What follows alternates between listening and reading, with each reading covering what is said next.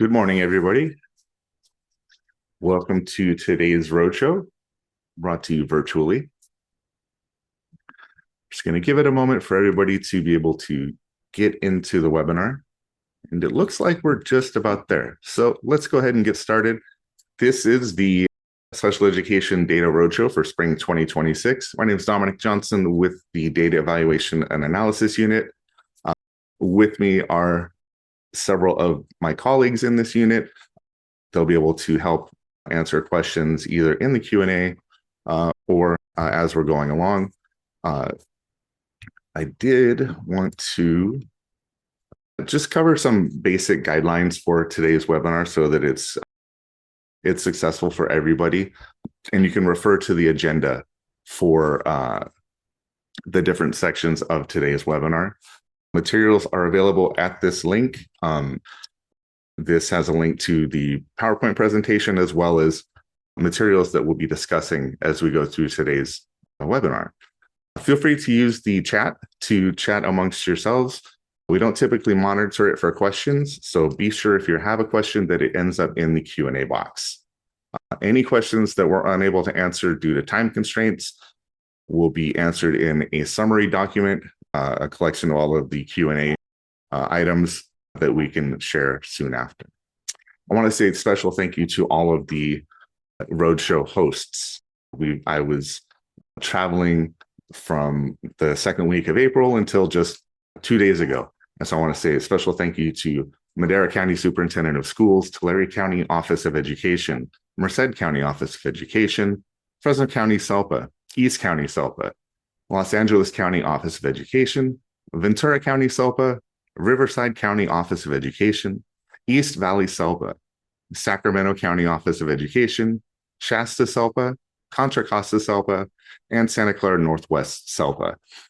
If I were to list all of the amazing folks that absolutely Sonoma SELPA, but I did want to, extend this thanks to all of the hosts, you in the field, all of the work that goes into hosting us.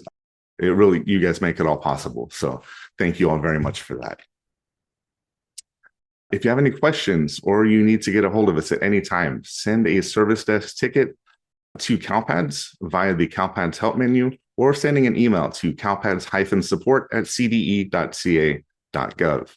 If you have a special education data question that may not be CALPADS specific or CALPADS related, or otherwise you want to get a hold of our unit, you can send an email to speddatasupport@cde.ca.gov. That comes directly to our unit. We all monitor that. We answer those questions, as a group. So sending your questions to that email address is the most direct way to get in contact with us. Last but not least, I would encourage you to sign up for the Special Education Data Support Listserv. The link is at the bottom of the slide. All of the information that we release goes out on this avenue first. So to make sure you have all of the up-to-date information for example, end of year. Subscribing to this will ensure that this information gets into your inbox and you have it and you're prepared just as soon as it's released. Today's agenda.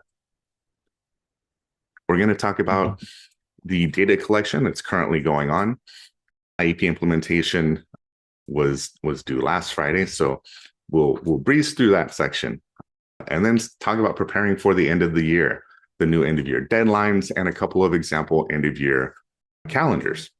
Then we'll discuss audits that you can perform in your local special education data system to make sure your data is clean and prepared to post to CALPADS. We'll look at data submission and error resolution and talk about the high frequency data discrepancies. Take a much needed break and then dive into the reports. We'll discuss the end of year reports from a lens of the certification process, but we're really focusing on how your end of year data impacts your annual determination letter and impacts your annual performance plan indicators. And so we'll spend quite a bit of time looking at those indicators and talking about the reports you can use in CALPADS to verify that your data is accurate so that when it comes to monitoring and compliance, you have put forward the most accurate and best possible data. After that, we'll discuss timeline compliance prong 2 and CalPADS monitoring report 16.21. Then we'll look ahead to some auditing you can perform to prepare for fall 1 of 2026 and some upcoming changes for the next academic year. Decoding the acronyms, we tend to speak in letters at CDE. And so if you see any acronyms or initializations that you're not familiar with, you can refer to this slide or, of course, ask the question in the Q&A. We'll be happy to answer that for you as well. CSIS offers end-of-year training. Previously, you would need to have a CalPADS administration account and have a bridge account to access the CSIS end-of-year training materials. They have done away with that and have released a completely new platform for their end-of-year training. It's available at the link in this slide, and you can basically access that site. All of the different training materials, whether it's webinars or presentations or just documentation, it's all there for you. So take advantage of that if it is something that would be of interest or of use to you as you're going through the end of the year process. Before I get started, I wanted to generate a poll just to see who we have in attendance today, whether that is CalPADS administrators, special education data system administrators, that sort of thing. So please take a moment to answer this poll.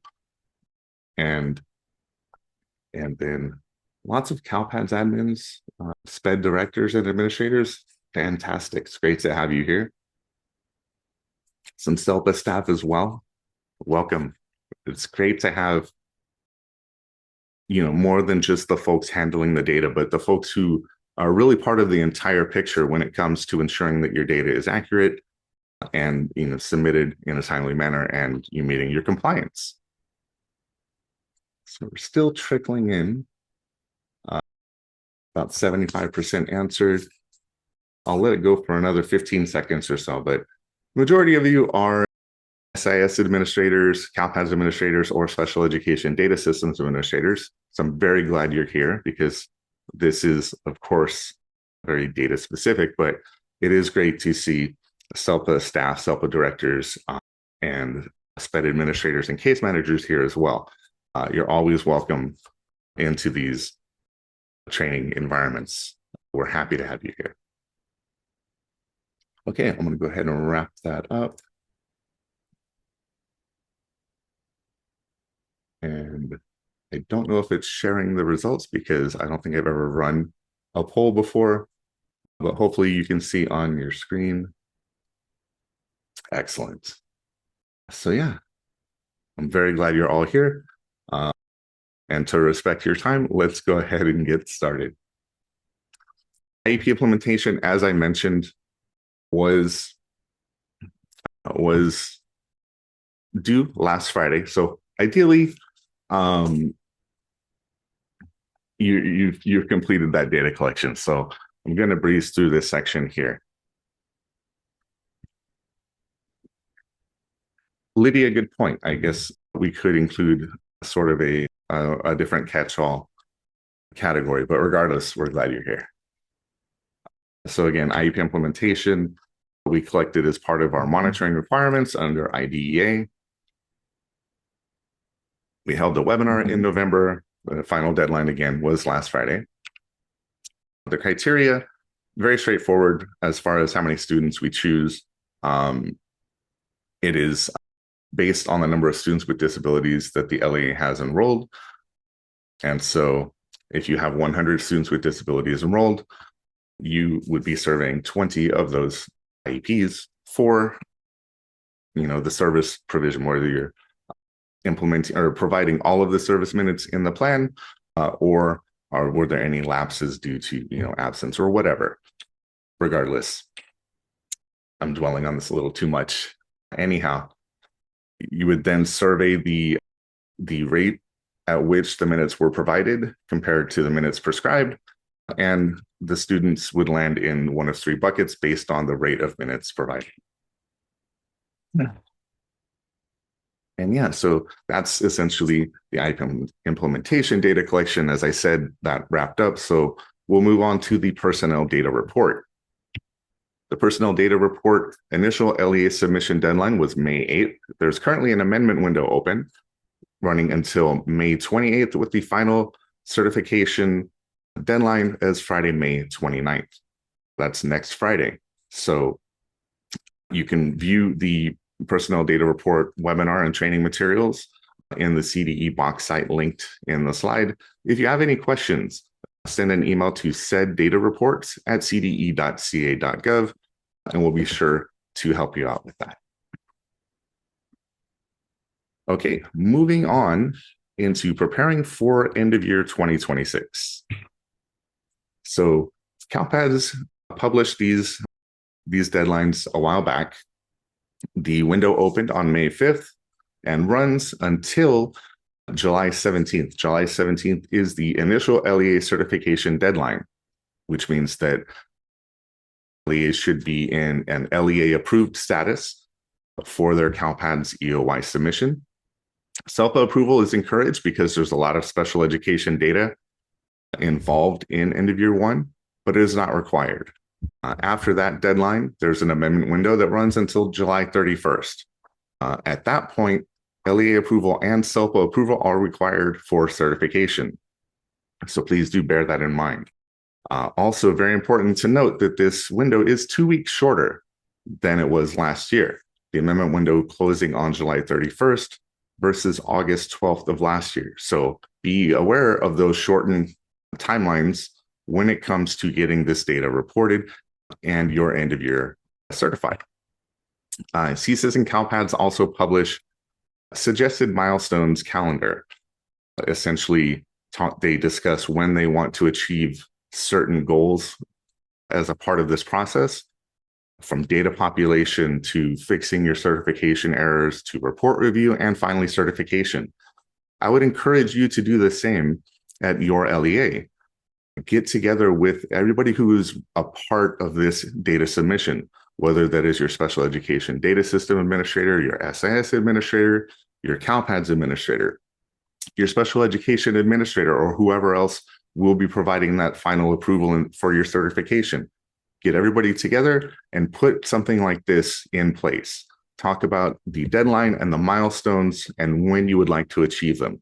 That is going to allow you to have a much smoother end of year process where everybody involved is on the same page and has an understanding of these deadlines and expectations, so that you're not scrambling as the deadline looms because we forgot John was going on vacation or something along those lines. There's also a sample calendar for end of year 2 as well. Although end of year 2 is not particularly a special education data collection, I did want to include that in the presentation as well. End of year 2 runs until August 17th with no amendment window. And so, as I was saying, staff availability. It's very important that everybody involved in this process is aware of this deadline, this accelerated deadline. If your special education administrator typically goes on vacation for the last 2 weeks of July, that might not work out due to the accelerated deadline. So it's important that everybody is sure or is aware of this accelerated timeline. So the folks who are doing the audits in your data systems, posting the data to CalPADS, giving that final approval, reviewing those reports are available when necessary so that you're able to meet this deadline. The end of year data that we collect for students with disabilities, students aged 3 to 21 who had incidents involving a violation of Ed Code section 48900 or 48915, or had an incident that resulted in an outcome of physical or mechanical restraint or seclusion, even if it was not affiliated with an incident involving a violation of those Ed Code sections. Additionally, for special education students or children of students aged 0 to 21 who were enrolled, eligible, and participating on an IFSP, IEP, or ISP, those who were evaluated for special education and are either eligible, not participating, or were found not eligible, students who exited special education in the academic year, as well as the post-secondary surveys that you've conducted with students who left secondary education in the previous academic year while on an IEP. You collect the survey information to find out what they've been up to after leaving secondary education, and that is your post-secondary status data. We will go ahead and move on to discussing the audits that you can perform in your local system. This information is system agnostic, so whichever special education data system you use, this will apply.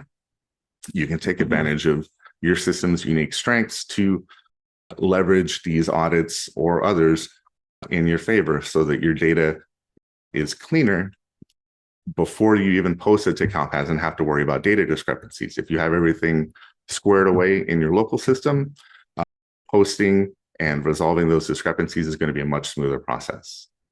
Before the submission window opens and school ends, well, we can't time travel, but I believe we are ahead of the school ending deadline at least. Take advantage, as I was saying, of those vendor searches. You can create searches of your own or take advantage of those that have been created by your vendors to monitor your data. Search for the least restrictive environment fields for your students age 5 to 22 in TK or higher. Look at the gen ed participation percentage and the program setting. Parent involvement codes for your initials and plan reviews. Last and next plan review and reevaluation dates. Parent consent dates for those students that are pending an initial, and the transition indicators for your students that will be 16 by the end of the academic year. I do want to talk a bit more about the last and next plan review and reevaluation dates. Your special education data system may provide some sort of notifications or maybe a homepage notice about timelines that are coming up or are overdue based on projected plan review and reevaluation dates. There is a danger to relying on those because in my experience in those systems, they are or can be user generated. You can have a case manager who is entering in the dates as a part of filling out all of the forms in the IEP process. With manual entry comes the risk of making a data entry error. When I was working at Fresno County CELPA, I experienced a situation where a case manager had projected a 4-year timeline for a reevaluation, and they were relying on that data in their system to remind them and ensure they met those statutory timelines. Well, of course, projecting those 4 years, the 3-year deadline came and went, and it was late without cause, and it impacted their monitoring. So when you are using these projected dates in your local system, make sure they align with the meetings that have actually been held, and be sure that that all aligns with what is in CalPADS. Because we at the department, we cannot use what is in your local system to monitor. We have to rely on your data that you have posted to CalPADS. Save, lock, affirm, finalize, whatever the term is, but you want to make sure that meetings are saved once they've been held, and they can be saved regardless of parent signature. I'm saying saved because that's essentially all that process is.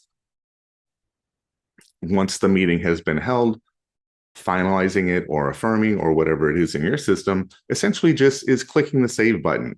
It's like saving your work in Word after you've typed an essay. What this does is it creates that meeting transaction, which you can then post to CalPADS to show that you've met your statutory timeline. This is the #1 cause of timeline noncompliance on the annual determination letter. Case managers who are still reluctant to save, affirm, lock, whatever it is in your system without that parent signature. And I just want to, again, reiterate that it is not necessary for a parent to agree to the plan for the LEA to report a meeting has been held. Those two data elements have been separated for this purpose. There may be exceptions in your data system where you cannot finalize or save a meeting without parent consent. Some systems have a restriction on Part B initials that require that parent consent before you can finalize that particular meeting type. In those cases, you will need to post a meeting record to CALPADS directly using online maintenance. And this functionality was also added sort of for this purpose, so that you're able to report meeting your statutory timelines, even if your local system is not allowing you to send up a transaction. So in those cases where the system will simply not allow you to create that meeting record through saving or finalizing or affirming, what have you, sending up that meeting record and posting it to CALPADS through online maintenance is going to be what you need to do to ensure you've met that timeline according to your data. Review your students that are marked do not report, particularly your transactions. You may be going through the process of submitting your transactions to CALPADS, and you run into an error. There's a validation. It won't post the record, but there's an issue with the validation. There's a CALPADS defect. The validation is triggering inappropriately. It's not working as intended. Well, you can't fix that, right? There's nothing you can do. So you mark that transaction as do not report, move along with the rest of your reports. Be sure when you're done that you come back to those transactions you've marked do not report and make sure that they are posted to CALPADS. Reportable transactions need to be posted for any event that happened during the academic year. That would be initials, plan reviews, reevaluations, exits, amendments, pending meetings for initials, overdue, timelines. You want to make sure those transactions get posted to CALPADS. And one thing you can do, and hopefully your data system allows this, is leave a comment or a note on the transaction that you've marked do not report. You're kind of doing future you a favor by making sure that you're documenting the reason for setting this record aside, so to speak. So put the date you're marking it do not report, add your initials or your name, and a brief description. There is a CALPADS defect number 1234. That way, when you come back to it, you don't have to sort of reimagine what you might have been thinking a couple of weeks ago when you were trying to submit this record. So when able, please do yourself a favor and leave a note so that when you come back to it, you know what was going on. Make sure your students are properly exited from special education. Be sure, depending on your local process, that case managers are submitting those exit requests or contacting the special education data system administrator in a timely manner so that students are exited properly and on time. And what I mean by that is when I first joined the department 2 years ago, we worked on a ticket where a case manager had held a reevaluation for a student and they were no longer eligible, so they were going to exit in December. The request to exit that student was not submitted until the following August. And so you have a situation, not only was this student appearing on reports as a student with disabilities when they were not, but there is a risk involved with this. So if a student is still appearing as a student with disabilities, what if there is an incident, say in March, in this scenario? The student gets in a fight, they need to be restrained. Now that is an incident involving a student with disabilities, and that could impact your discipline disproportionality. It could impact your monitoring determinations. So it's really, really important that exits and changes in status in general are reported in a timely manner. You don't want to be held accountable for example, an incident involving a student with disabilities when they were not actually eligible and participating at the time of the incident. Exit and no-show enrollments with the same enrollment exit date as the enrollment start date. When using exit code N470, be sure to use the same date for the exit as for the enrollment start. CALPADS will allow you to use a date before the enrollment start date. The problem with that is due to the nature of CALPADS reporting and the way the system looks at records, the student would not appear in your end of year reports or your fall one reports if that N470 date is the date prior to the start. So it's important that the start and end dates are the same so that your students who are exited in 470 still appear on the end of year reports as necessary.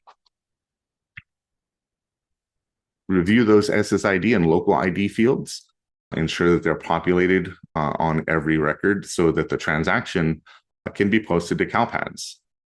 There may be a custom search or a vendor-generated search that you can perform to look for blank fields and make sure that that data is in there. You may have to work with your CALPADS administrator or SIS administrator to get that information into the records, but make sure it's there. Otherwise, it is going to bounce. Make sure there are enrollments for your students when you're submitting a record that has a status of eligible and participating, or plan or service records. Those three record types require an overlapping enrollment in CALPADS. But the reverse is also true. And what I mean is meeting records do not require an overlapping enrollment. Status records of eligible not participating, eligible not enrolled, or not eligible also do not require an overlapping enrollment. So you have flexibility when you need to post a status or a meeting to correct a timeline or to correct eligibility, that it doesn't have to be within an enrollment in your LEA that is overlapping the event. But again, for eligible and participating statuses, as well as plan and service records, that overlapping enrollment is required in CALPADS. Review those transition services. As I mentioned earlier, the transition indicators for your students that are turning 16 or will be 16 by the end of the year require certain transition elements in their plan, services, goals, that sort of thing. And that is reported on those 8 transition indicators. That data is required when the student turns 16. So even if they turn 16 on June 29th, the plan in place at that time must have those indicator questions answered. And for compliance purposes, for indicator 13, they should all be yes, with the exception of agency representative participation. That can be not applicable. That is still a compliant response. However, any responses of no are non-compliant. And there are 8 fields, so a no in any of those fields will make that record non-compliant. So you want to monitor that information using searches or reports, whatever may be available in your local system. Be proactive, identify those students that are going to need those transition meetings or amendments before the end of the year, particularly as we run towards the end of the school year and case managers are going to be off, students will be gone. Take a look at this information as soon as possible to ensure you have time to hold those transition meetings if necessary. Just about the Plan 390 through 397E1 validations, those only look for blank data in these fields. It doesn't check for compliance. So if you have responses of no in the plan record in CALPADS, these validations will not trigger on that. So you will not be able to identify non-compliant data based on the validations. It is only enforcing some sort of data population for these elements. So be sure to, and I'll talk more about this in the report section, but you just want to ensure that the plan records have all of the compliant data necessary. Hey, Dominic. Yes. We have a question in the Q&A from Yvette. Okay. Our CELPA has informed us that we have to remove students in CALPADS that are a no-show. Should no-shows remain in CALPADS? Yes, they should. The student record has been created, the SSID has been requested, an enrollment has been posted, and then the enrollment was exited with a no-show. That should all remain. Have they provided some sort of a reasoning that they're asking for these records to be removed from CALPADS? I'm not aware of any guidance or any reasoning that would ask LEAs to delete enrollments. It's typically not what CALPADS would want. And then, Yvette, if you have further question, you want to include, the information yourself has provided, or Nikki as well, please feel free just to post another question. We can address that. Review your data for your students in non-public, non-sectarian certified schools, your NPS placements. As the reporting LEA, or the LEA where the student is enrolled, you're responsible for all CalPADS data collection and reporting, including your students in NPS placements. So verify the school of attendance, primary residence codes, gen ed participation percentages are all accurate. Program settings should be 300, separate school.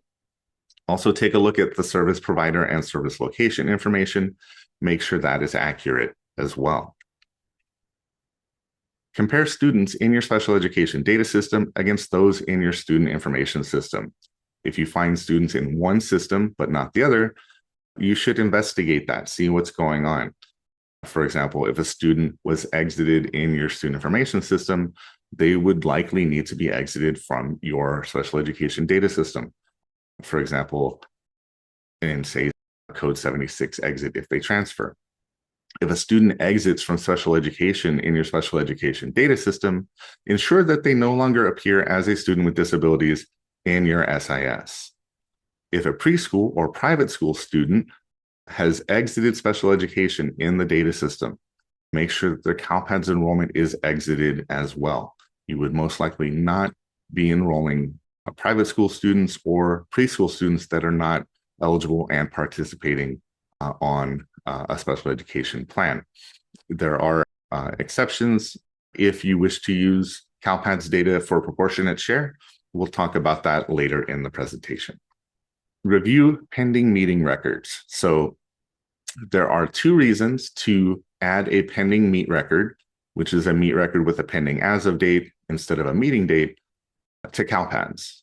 The first reason is if a timeline is overdue.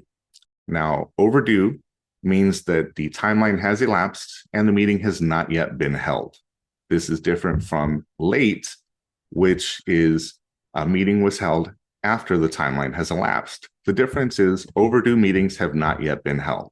So if a meeting is overdue, or if you know it is going to be overdue and you have a valid delay reason, you would send up a pending meet record to CalPADS with the meeting information as well as that valid delay code. You also need to post pending records for Part B initial assessments once you receive parent consent for the assessment plan. That pending record starts the 60-day timeline for your Part B initial for your child find indicator. So make sure those pending records come up as well. Make sure all of the information populated in the pending record is accurate. These pending meeting records can and will impact indicator 11 on your annual performance report, as well as timeline determinations. Unnecessary pending records are counted as considered bad data, and they would count as timeline noncompliance. And so what I mean by unnecessary pending records, if a meeting has been held, do not post a pending record for that meeting. As we have seen in our data pools for timeline compliance, there would be an instance where a meeting record with a meeting date, say May 21st, is posted. There would be a subsequent pending record with a pending as of date of May 28th for the same meeting type. And that doesn't make sense when looking at that data. You had a plan review last week, and now you have a pending record for an upcoming plan review. That doesn't seem right. So we consider that bad data. You'll find those students on your annual determination letter.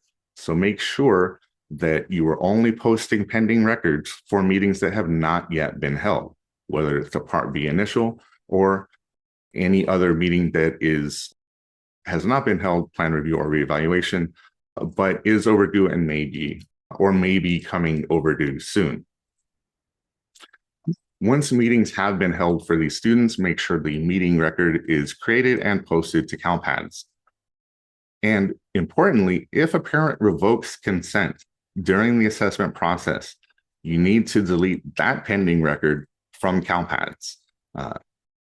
The pending record, as I mentioned, starts the child find 60-day timeline for your Part B initial. If parent revokes consent in the middle of the assessment, you won't be holding that meeting any longer. So you need to make sure that the pending record that started the accountability the accountability timeline is deleted from CalPADS, so you're not held accountable for a meeting that you will never hold. Nikki, I see your question. Q1, is there a report to pull all pending NEAT records? I believe you can see those on monitoring report 16.24, as well as monitoring report 16.21 should display pending records as well. They'll have an individual record with a date in the pending as of date column rather than the meeting date column. Make sure all incidents for your students with disabilities are documented in the student information system. Work with your CalPADS administrators to make sure all incidents for students with disabilities are documented in the SIS. So work with your SIS administrators as well. This includes incidents for your students at your NPS placements. Again, as the reporting LEA, you're responsible for reporting the incident data and all other data for your students in NPS placements. Check with your special education administrators for behavioral emergency reports with evidence of violations of Ed Code sections 48900 or 48915, in or out of school suspension, expulsion, or results of physical or mechanical restraint or seclusion. Make sure that information is populated and represented. Some special education administrators may not be aware that this information is documented in the SIS. So be sure to work with those administrators so the behavioral emergency report doesn't land on their desk. They read it. That's great. File it away, and it never makes it into the SIS. Make sure that they're aware that this data is documented locally in your student information system. Conduct those post-secondary outcome surveys for the students that left secondary education in the previous academic year while on an IEP. You'll want to survey those students and post those results to CalPADS. Students with these completer status and exit codes will likely require a post-secondary survey. Your special education data system may also have a search or report that helps you identify these students. And be sure to check in CalPADS as well, and I'll talk more about how to look for these students later, to make sure all of those students are surveyed and all of the results posted. Even if the survey outcome is the student didn't want to say what, if they were going to school or whatever it is, or you're not able to contact the student, make sure those records are reported as well. You want to post all of the results that you possibly can. Are there any questions about these audits that we just covered that you can perform before school gets out and theoretically before the window opens? I don't see any questions currently in the Q&A. So we'll move on to some audits that you can do after school has ended. Exit your graduates and completers who will not be returning in the following year. Work with your SIS administrator and identify those students that are high school graduates or other completers that are not coming back in the next academic year. Make sure those students are exited from special education in your special education data system. Students who graduate with a standard high school diploma no longer eligible for special education. So be sure there is a status record for those students with a status of not eligible and a non-participation reason of no longer eligible. And make sure the effective date on that status is the day after their enrollment exit date.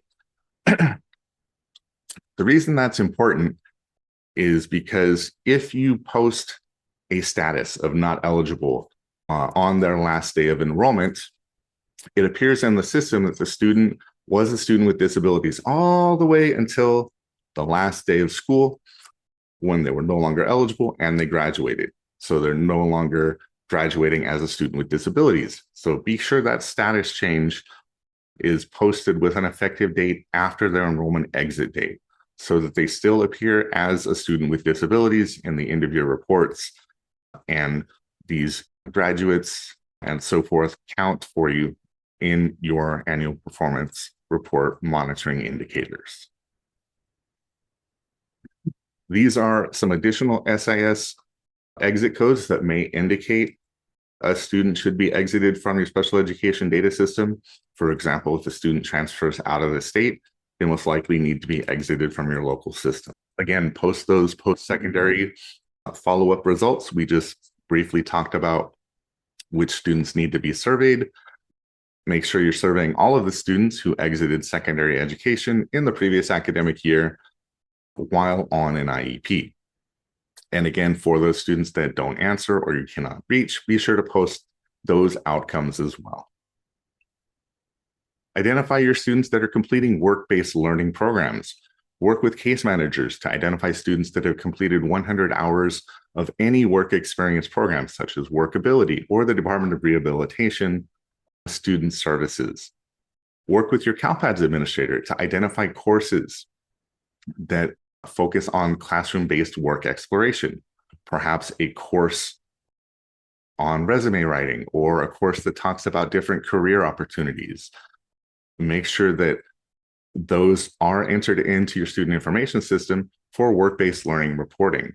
Students with disabilities that earn the alternate pathway diploma complete 100 hours of work experience in Workability or Department of Rehabilitation, and complete 4 semesters of classroom-based work exploration are considered prepared on the Career and College, yeah, I said it right, Career and College indicator for the California School Dashboard. So make sure if those students are completing this work and completing those studies, that they reflect that in your reporting and everybody gets credit for it. See a question in the Q&A, Colette, should we use the day after enrollment to exit all special education students or just our graduating students? What if a parent revokes consent? What date should we use for the status date in the students with disability status record? Good question. So you only, it really matters for data that tracks student with disabilities and their achievements or outcomes. So if you're exiting a student that is graduating with a diploma, that is, you need to change that status the day after. I believe I've heard rumblings of guidance that all statuses should change after the final enrollment exit date. I'm not sure that is official guidance, just something that I heard in the roadshows. If a parent revokes consent, the date that they revoke consent should be the status effective start date.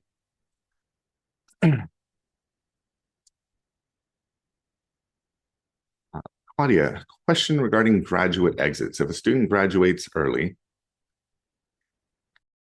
before the end of the school year, will we need to exit them from SPED the day after their SIS graduation exit date, or does it only apply to the end of year? Good question. You would want to use the same strategy. If they graduate early and earn that diploma, they are no longer eligible for special education. And it is sort of the same scenario when it comes to the data, particularly as students are pulled into the end of year reporting. So you would use, again, even for cases of early graduation, a status that is effective one day after that enrollment exit date. Okay, moving into data submission and error resolution. We do have some new validations or a new validation.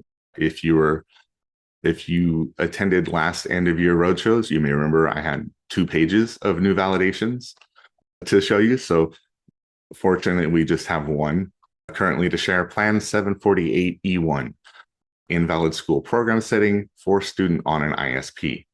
This validation ensures that parentally placed students in nonprofit private schools have the correct program setting, which is 403, currently placed in private school. Submit and post your transactions. Once you have audited your data, make sure your transactions are submitted and posted to CALPADS. And I say those 2 things as separate entities because submitting data to CALPADS does not ensure that it is posted, particularly for those special education data systems that may report back that, oh, this transaction was accepted by CALPADS, or the meeting record was accepted by CALPADS, or whatever that may look like in your system. CALPADS does not send information back to the special education data system indicating that the data was posted. So those sort of statuses, or however you want to describe it, in your local system simply mean that the record has passed validations internal to that system matching the CALPADS validations. So your SEDs will expect that the record would post because it's passed all the validations. But again, that does not mean that there is actual data in CALPADS. You'll need to verify that through the reporting process, and we'll talk more about that later. But again, don't rely on your local system to tell you data is posted to CALPADS. You have to check in the system. When your local system and CALPADS do not match, keep in mind, as I stated earlier, the department cannot use data that is in your local system. We can only use your data that you have posted to CALPADS. So if there are discrepancies between your local system and CALPADS, investigate those and make sure that the data aligns. CALPADS reporting guidance is that the data in CALPADS matches your local systems within a 2-week time frame. So, every 2 weeks, the data should be brought into alignment, if not more frequently. So please bear that in mind.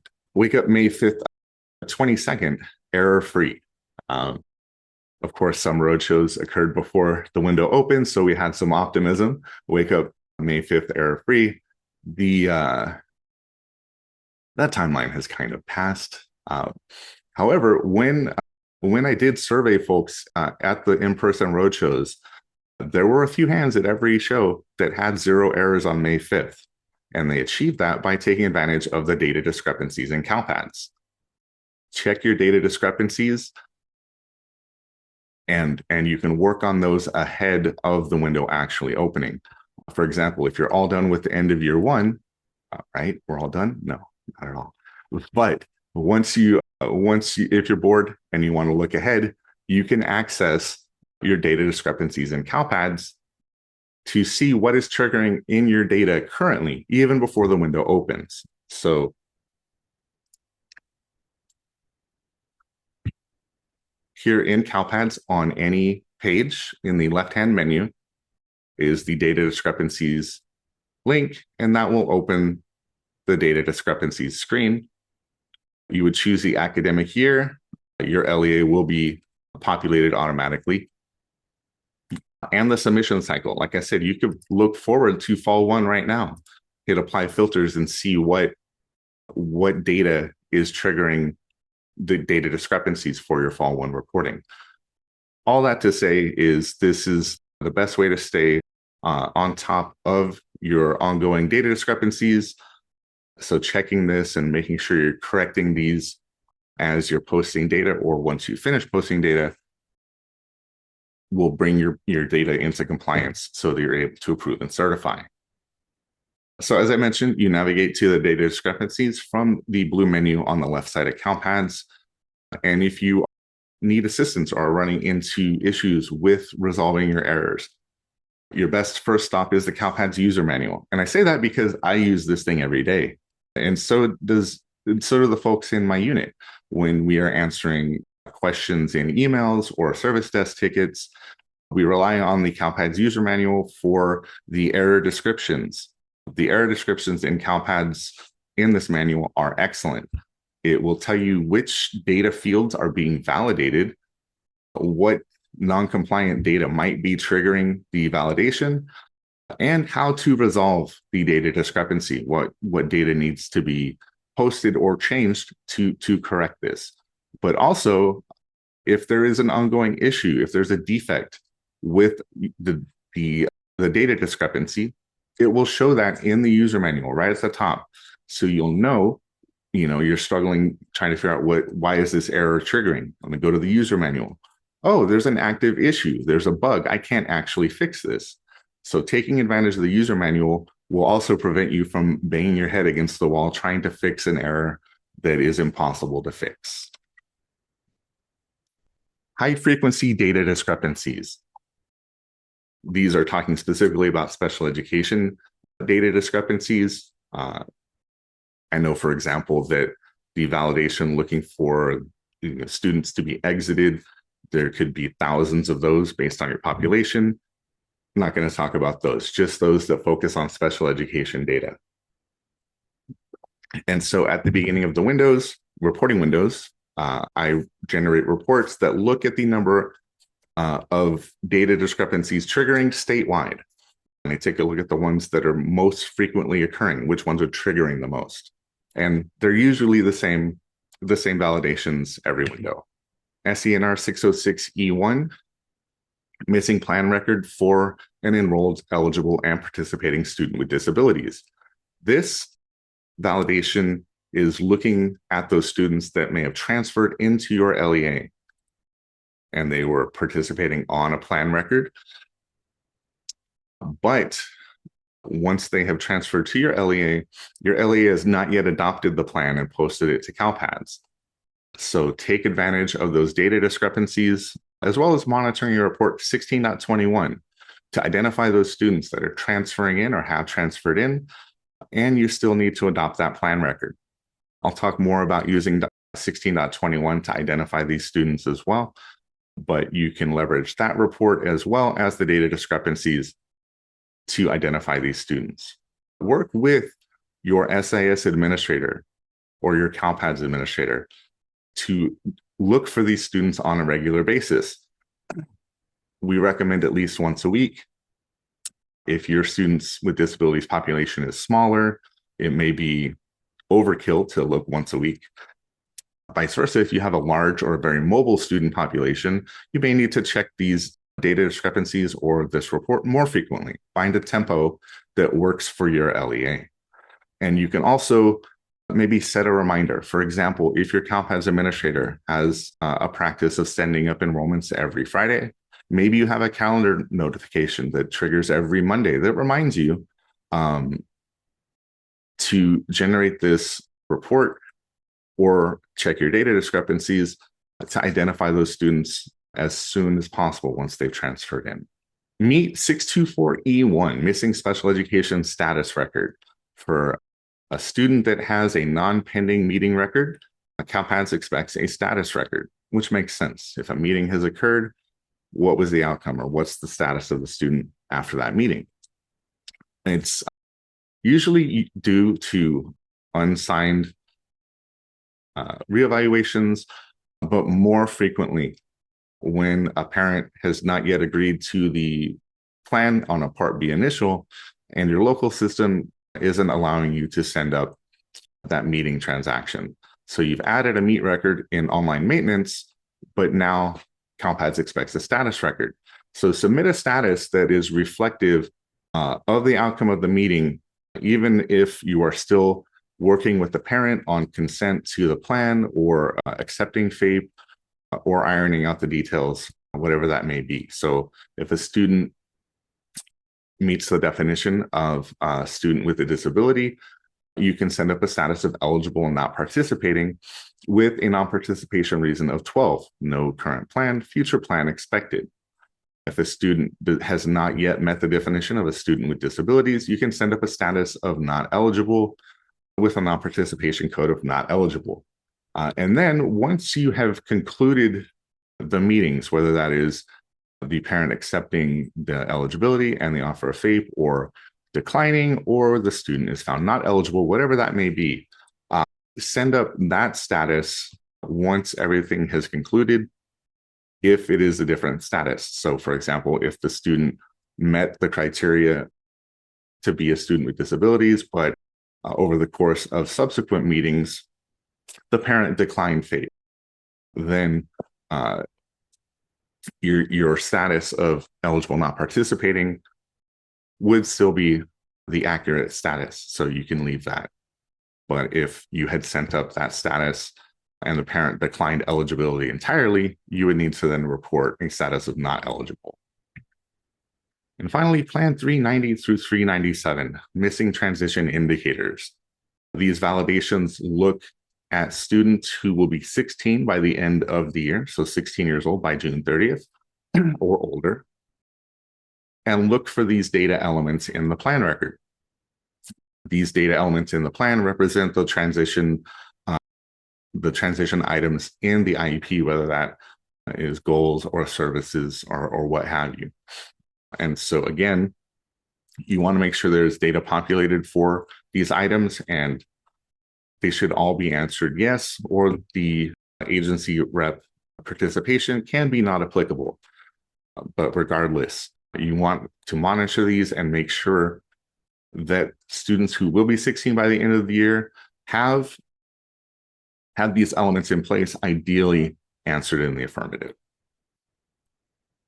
Okay, now we are going to move into the end of year report section. Once you've resolved all of your data discrepancies and certification data discrepancies, you can begin the report review process. Of course, you want to make sure you've posted all of your data, as well as corrected all of your data discrepancies and certification discrepancies before reviewing reports. Because if you have data discrepancies, or if you have data that still needs to be posted, your reports can change. So you want to make sure you've completed those processes before you move into the report review process. That said, feel free to generate reports to monitor your progress or to identify any potential issues, but the real genuine certification review, you want to make sure everything is posted and ready to go. What do we use your end of year data for? Part of it is federal state performance plan and local annual performance report measures 1, 2, 4, 8, 11, 12, 13, and 14. Annual determinations for the monitoring year, the California School Dashboard, and proportionate share calculations. Reporting LEA versus District of Special Education accountability. The reporting LEA, where the student is enrolled, is responsible for the CALPADS data collection and reporting. The District of Special Education accountability is where these outcomes are assigned, where responsibility is assigned. So for those performance plan and performance report indicators, annual determinations, the California School Dashboard, funding for students with disabilities is all based on District of Special Education accountability. So it's very important to know which students you are actually accountable for. There may be students enrolled at a different LEA, but you are assigned as the District of Special Education accountability on the plan record. So make sure that when you have, or when you find students for whom you are the DSEA, that is accurate.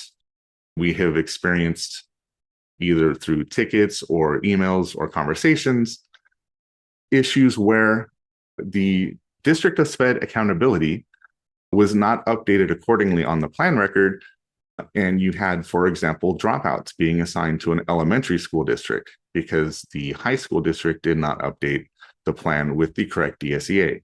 So as I said, it's important to know who those students are. And you can find those students on the CALPADS monitoring report 16.14 by DSEA. This report mirrors the 16.14 report that you're probably familiar with for Fall 1 and end of year reporting. It is a list report of the students and their plans. In this version of the report, the students that you will see are students where you have been assigned as the District of Special Education accountability, even if the student is not enrolled with you. So you will see students that may not be enrolled with you. The definition of District of Special Education accountability can be found in the CALPADS documentation in the user manual, and there is also a user manual entry for this report. These entries are very useful for being able to determine which students and their data qualifies to be pulled into the report, what the filters do, and what the data elements are that you find actually in the body of the report. Speaking of reports, we have a new certification and a new certification supporting report. Report 16.27, completers and dropouts count, and 16.28, completers and dropouts student list. These reports are not yet available in CALPADS. Potentially they could be deployed next week, but they're currently not yet available. Additionally, we are looking to make a change to monitoring report 16.14 to add a charter filter, and monitoring report 16.21. One of the monitoring categories, reevaluation held late, wasn't displaying the meeting information in the report. And so we're looking to adjust that so that you see the meeting information. Caroline, does the 16.14 by DSEA eliminate the need to pull the DSEA accountability and informational extracts? I don't know that it eliminates that completely. I recall somebody mentioning that the extracts are still useful for identifying students that are enrolled with you, but you have assigned accountability to another LEA. So I believe it's the accountability extract. It's been a minute since I've looked at the extracts, but one of those will identify students where your LEA has the student enrolled, but you have assigned the DSEA elsewhere. So it doesn't completely eliminate the need to look at the DSEA extracts, but this report will show you all of the students for whom you are accountable, which was the intended purpose. So what should we look for in our reports? Think about or discuss your local strategies for report review. Most likely you're not sitting at a table in a group, but maybe you are. If not, talk to yourself like I do. But as we're going through this, think about who is involved in the report review process. How do you determine what you're looking for in the reports? What are red flags that jump out immediately when you see the report render? And who is the final approver? Who's going to give you that thumbs up at the end of the day to tell you that the reports are good and ready to approve or certify? As I mentioned earlier, we are focusing more on the data that you're accountable for in your indicators and on the annual determination letter. So we're going to discuss the end of year reports in these next sections through the lens of your indicators and the annual determination data elements. Indicator 1, graduates. Indicator 2, dropouts. And the annual determination letter, targeted determinations for dropout percent. Those are all derived from end of year data. And you can verify this data on reports 16.27 and 16.28.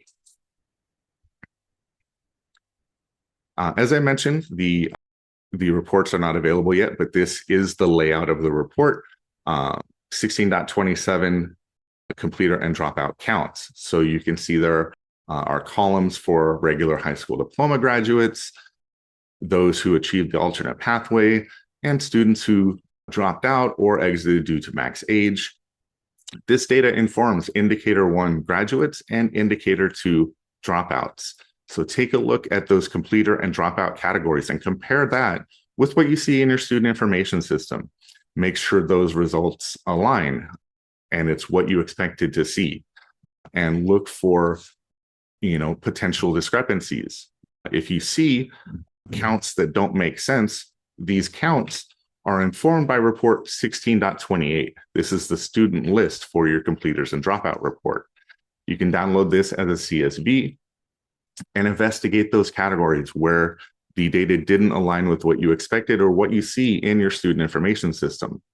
Review those enrollment, exit, and completer status codes in the final columns to the right to identify and correct those discrepancies. Review those completer statuses and exit reasons that indicate the student is a high school graduate or a dropout. For indicator 1, which is your high school graduates, you're looking for the student exit reason and completer statuses that indicate the student earned a high school diploma. So enrollment exit E230 with the completer status of 100. Students that graduate during the academic year are counted into indicator 1 regardless of their cohort. And then you would also use 16.28 for indicator 2, as well as dropout percent. So as you can see in the slide, the last columns, there is an E140 and an E230 with a completer code of 360. Students with disabilities age 14 to 21 are considered dropouts if their exit reason code is E140, E300, E400, T380, or E230 with a combination of completer status 360. those students will be considered dropouts. So make sure that these enrollment exits and completer status codes are accurate for the students where it may indicate that they are a dropout, and make those corrections if possible. For your incident reporting, the annual determination letter intensive determination for discipline percent, as well as annual determination other data for your restraint and seclusion ratio, and the disproportionality by discipline. This is all collected and certified end-of-year data, and you can view reports 7.12, 7.16, and 7.18 to ensure your data is accurate. 7.12 for your annual determination letter discipline percent. So this looks at students that are aged 3 to 5 that had an incident result code of 100, 110, or 200. That is in or out of school suspension or expulsion. There is no age filter in this report, so you will need to verify that externally. However, there is a grade level filter, and that will help you narrow down your results. If you choose grade level preschool, TK, and kindergarten, that will capture most of your students aged 3 to 5. Those students that were removed for one cumulative day or more are counted in this indicator. Students that were removed for half a day would not be counted in the indicator. And we also do not include students in licensed children's institutions. So you can see the incident result code on the far right in the red. I want to bring attention to the fact that this is only identifying students aged 3 to 5. Grade level is not a factor in this. So you may see TK or kindergarten students included in this element because it is students aged 3 to 5. Grade level is, again, not a factor. Reports 7.12 and 7.18 can be used to verify your annual determination letter restraint and seclusion ratio. You're looking for incident result codes of 501, 502, or 600. That is physical restraint, mechanical restraint, and seclusion. This indicator monitors the ratio of outcomes or results, or rather, incident results of physical or mechanical restraint or seclusion to the number of unique students that experienced this result. For example, if in your data you have reported 30 incidents of restraint and seclusion, but only 2 unique students experienced those results, means you would have a ratio of 15 to 1, which exceeds the allowable ratio of 2 to 1. When verifying your data currently, it's important to note that right now, this data on the annual determination letter only includes results for records that had a student offense code. So as you can see in the slide, in the red at the top and the bottom, there are result codes of physical restraint, but in the student offense category, there is no code. Those records would not be included in this annual determination letter line item. The students in the purple box in the middle, you see the result code, but there is also an entry under offense code or student offense. Those records would be included in your restraint and seclusion ratio. We are going to be reevaluating this methodology going forward because excluding these outcomes may be underreporting the incident results of restraint and seclusion. That said, it is something that we are going to revise internally, and we'll have more information, or if there are any changes that are material to your processes, we'll be sure to communicate that before the next annual determination letter, or if it changes. And report 7.12, annual determination letter disproportionality for discipline. So you're looking for students aged 3 to 21 who had an incident with a result code of 100, 110, or 200 in or out of school suspension and expulsion. Again, there's no age filter, but since you are looking for students aged 3 to 21, this report should include everybody that you need to monitor. Only students removed cumulatively for 1 day or more, again, are included in this monitoring element.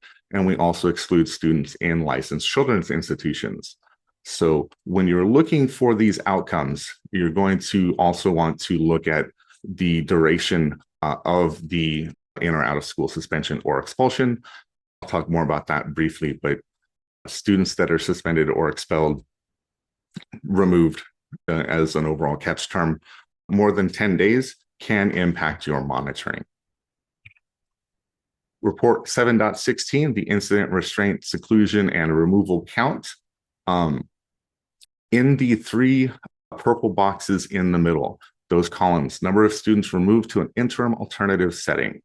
Interim alternative setting, those removals are very rare, very, very rare. They're usually the result of a severe violation of ed code, and there should be some sort of a behavioral emergency report that spells out the details. These are super rare. Again, it's not sending a disruptive student to the library for the afternoon. It is a 45-day placement, completely separate from that sort of, removal from the classroom type of situation.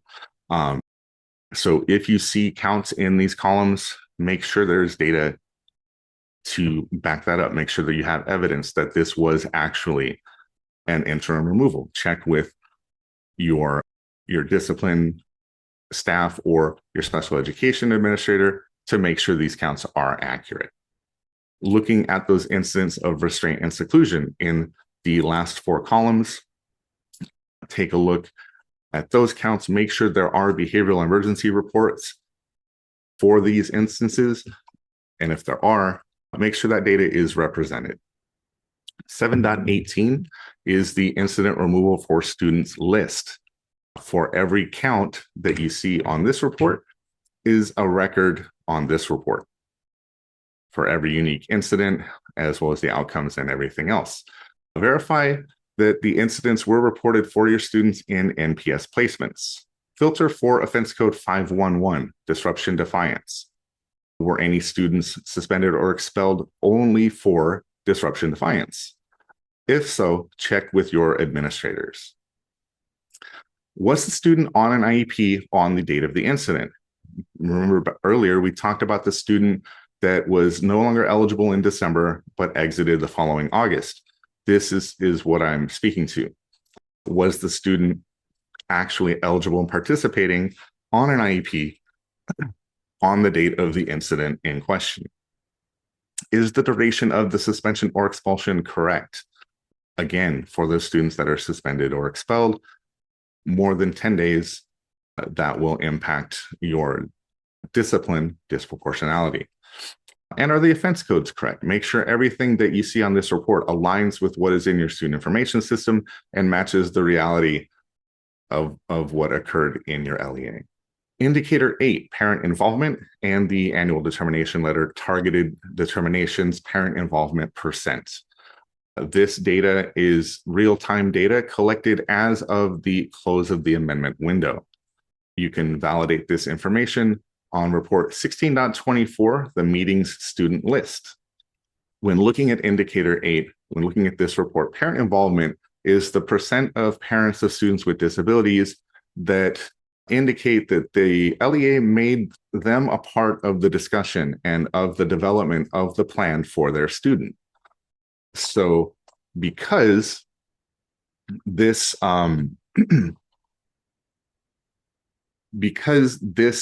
question is about the development of a plan, we only collect this data element for meetings that would create a plan, such as a Part B initial or a plan review.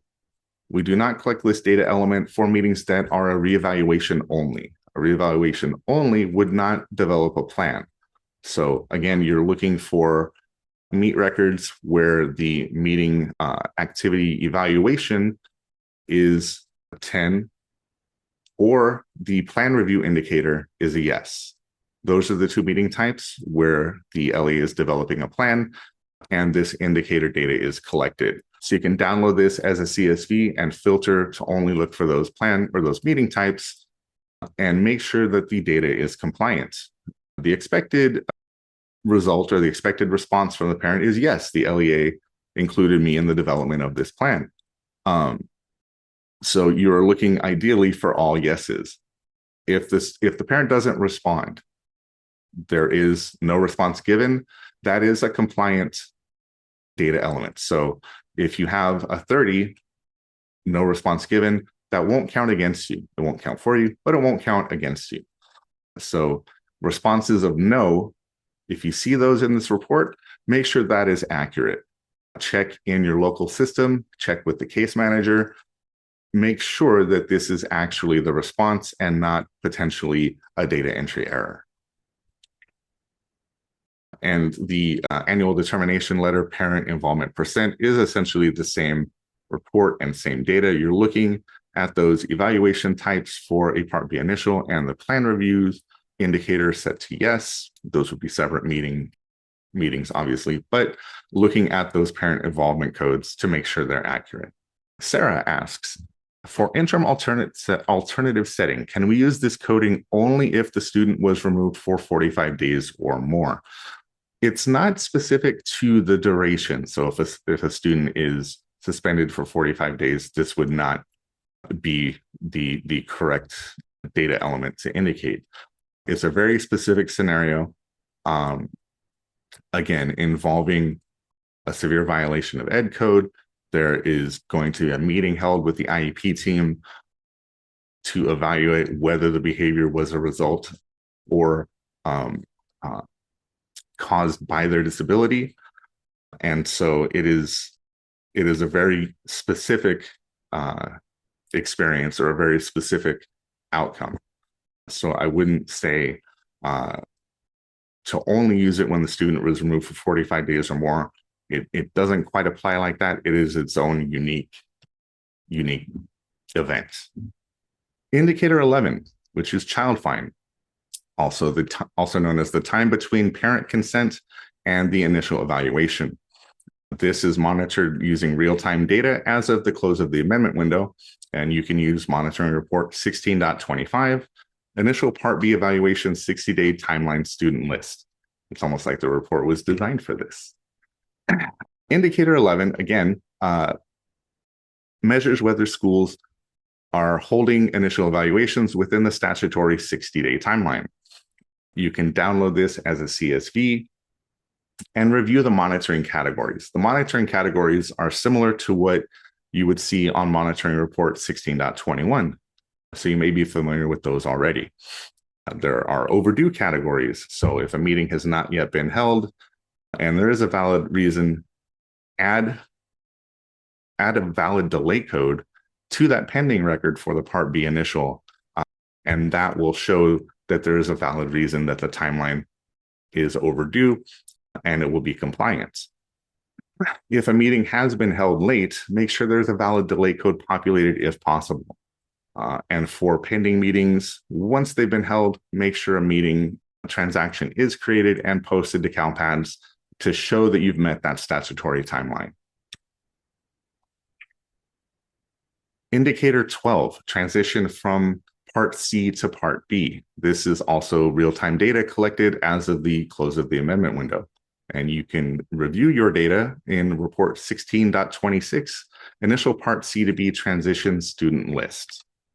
This measures whether students who are receiving early intervention programs on Part C transition to preschool for Part B, ensuring they have that assessment and transition by their 3rd birthday. You can download this as a CSV, but it's very important to note that this report will not include students that were served at regional centers only. Regional centers report their data through the Department of Developmental Services. That is their own completely separate reporting avenue. And so that data does not end up in CALPADS. So you will not see every single Part C student in this report simply because the regional centers do not report their data through CALPADS. So there simply are no records for them. This report does include infants who are served at LEAs that have an infant program or at county offices that have infant programs. And again, review the monitoring categories. These are similar to what you have seen in previous monitoring reports for meetings that are overdue and have not yet been held. Make sure that there is a valid delay code in the pending record. Once the meeting has been held, if it was held late, ensure there's a valid delay code in the meet record as well. And if the meeting is pending, once it's been held, make sure you post that meeting record to CALPADS to show that the meeting was held and you've met that statutory timeline. Indicator 13, the transition elements in the IEP. This report uses certified end-of-year data, and you can monitor this on Certification Supporting Report 16.14. So we recommend running this report as soon as the window opens. So if you've not taken a look at it, we recommend generating it now so you can identify students that are going to be 16 years old by the end of the year.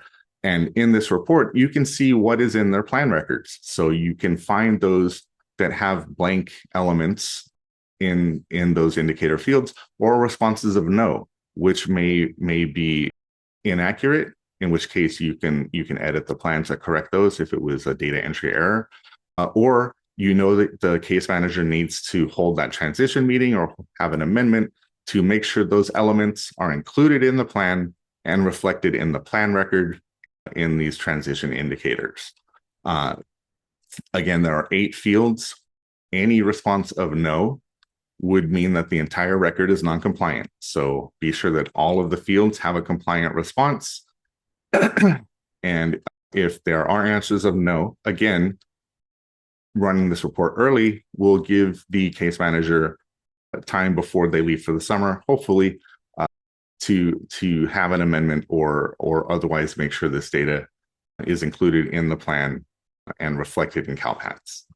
Indicator 14, your post-school outcomes, as well as the annual determination letter, targeted determination items for post-secondary higher education, post-secondary competitively employed, and post-secondary any education or employment.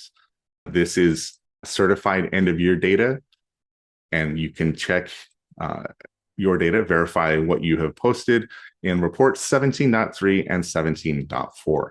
Report 17.3 is the report that you certify, and it has the counts for these students. 17.4 is where you can examine the actual post-secondary records that have been posted. Generate report 8.1a, your student profile exits, to find students who exited in the previous academic year while on an IEP with those specific completer statuses or exit codes. Is what you see in this report consistent with what you see in your special education data system? Have post-secondary outcomes been posted for all of the students that require a survey, even those that did not respond or you were just not able to contact? And very importantly, if any of these students re-enrolled this academic year, you don't want to survey them.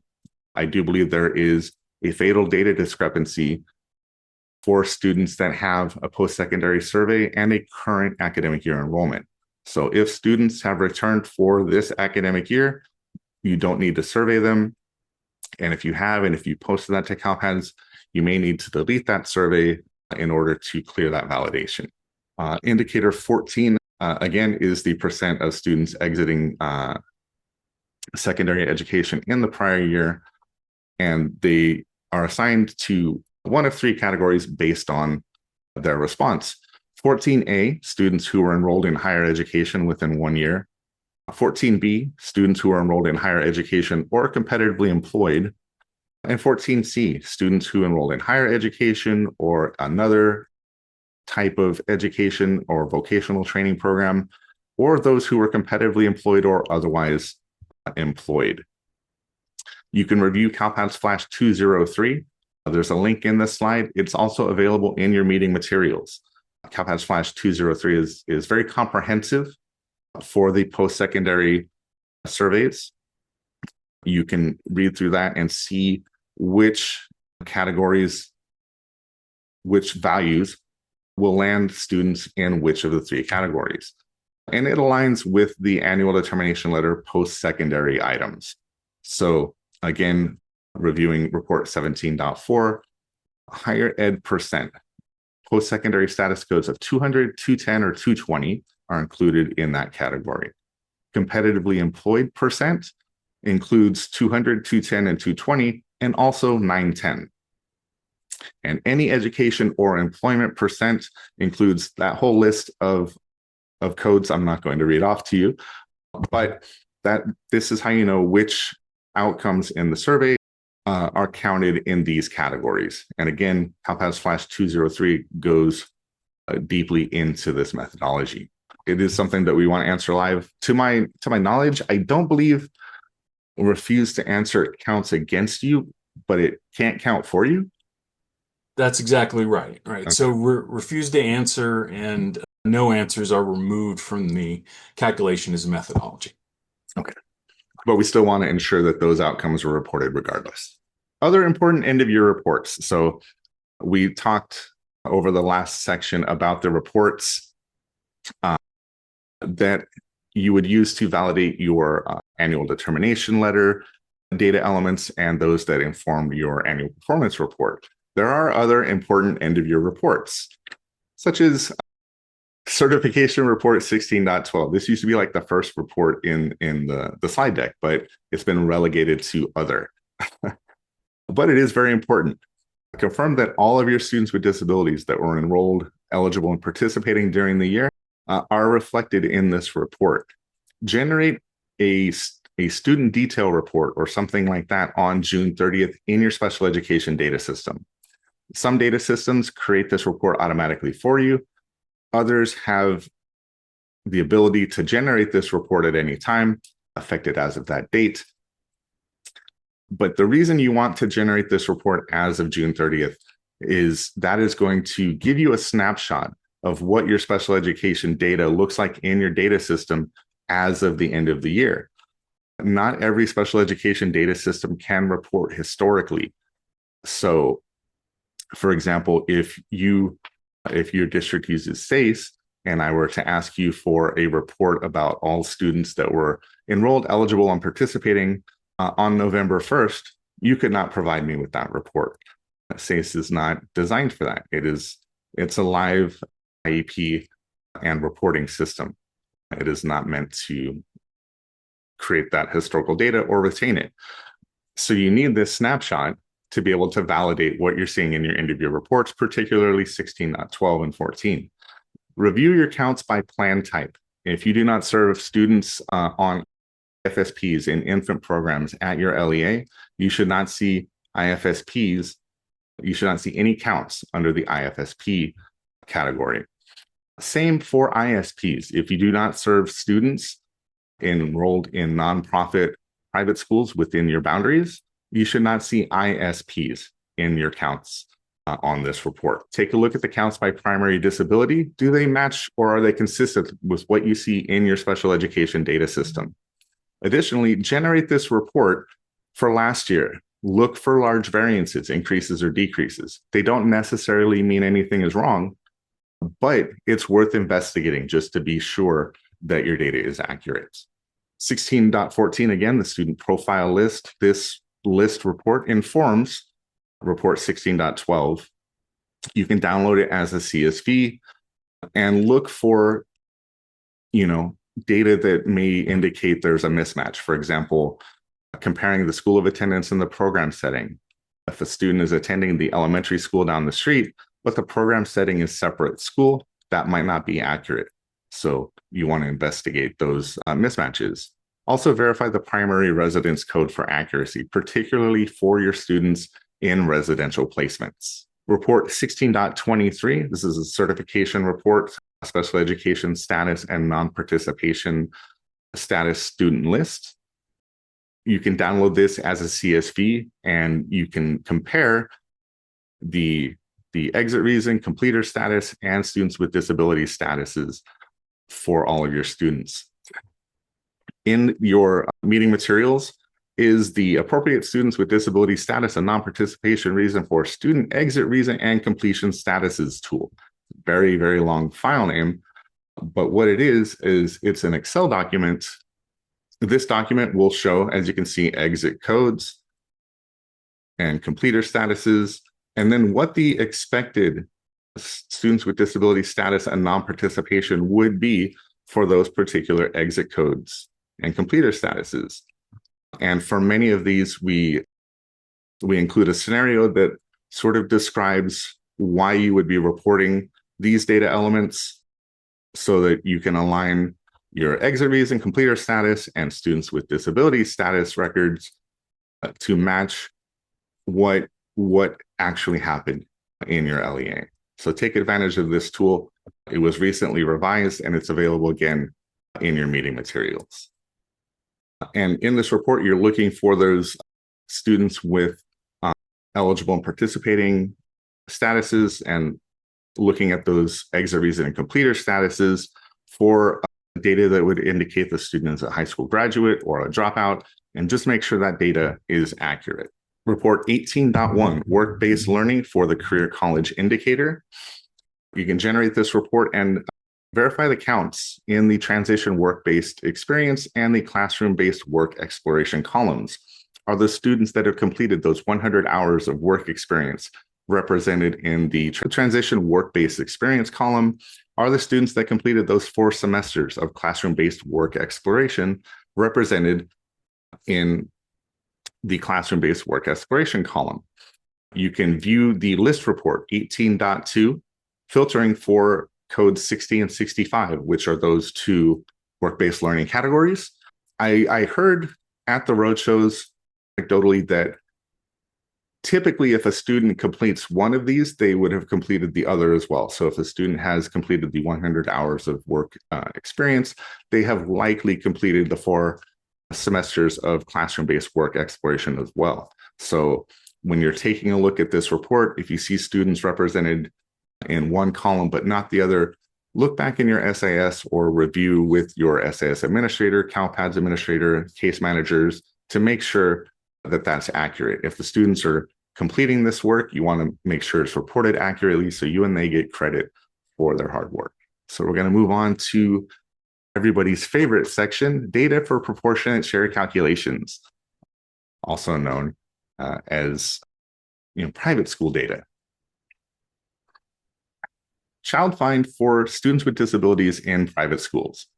Child find responsibilities for LEAs requires them to identify, evaluate, and serve students that are attending nonprofit private schools within their boundaries. Note, home schools with a private school affidavit are by default for-profit private schools. They would only be considered nonprofit if the parent had also filed for nonprofit status. So it's important to know that because for-profit private schools, students attending who are parentally placed in for-profit private schools are not eligible for equitable services under IDEA, meaning they do not receive services on an ISP. So it's important to know that. The district of location is the only LEA that should submit a private school enrollment, the school code 6 zeros and a 2. If the district of residence is evaluating a student as well, that is currently placed in a private school in a different LEA, the district of residence should use a district level enrollment only, not a private school enrollment. I do want to speak particularly to the rest of this section because this is geared towards LEAs who want to use CALPADS data for their proportionate share calculations. If you rely on another system or you have another method that you use for proportionate share calculations, this is not required. However, it is, if you do want to use your CALPADS data for making these calculations, there are some particular enrollment exits and the like that we're going to discuss in the next few slides that will allow you to use CALPADS data for your proportionate share calculations. But again, these guidelines, this guidance is specific to LEAs that would like to use CALPADS data for proportionate share. So please keep that in mind.